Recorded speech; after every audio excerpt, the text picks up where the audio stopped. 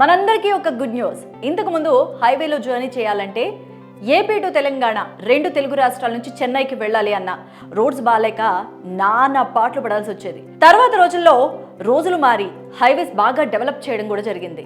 And దీనికి గాను toll gates పెట్టి కొంత ఫీజు కలెక్ట్ చేసేవారు. మొదట్లో బాగానే ఉండేది కానీ ఫీజు పోతే పోయిందిలే.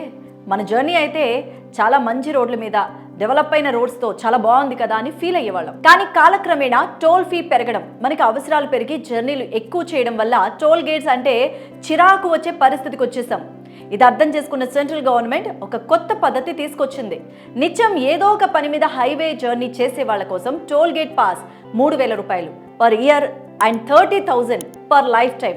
ఈ టోల్ గేట్ పాస్ అనే పద్ధతిని ప్రవేశపెట్టింది కేంద్ర ప్రభుత్వం. ఈ టోల్ గేట్ పాస్ ఇప్పుడు ఉన్న మరియు పెరుగుతున్న టోల్ గేట్స్ ఫీజు ఇష్యూని కొంతవరకు ఉపశమనం కలిగించవచ్చు. మరి అన్ని ప్రభుత్వ వర్గాలు, కొంతమంది పబ్లిక్ అయితే ఈ విషయం మీద హర్షం వ్యక్తం చేస్తున్నారు. ఇక టోల్ గేట్ పాటలు కూడా తప్పుతాయి అని ఫీల్ అవుతున్నారు.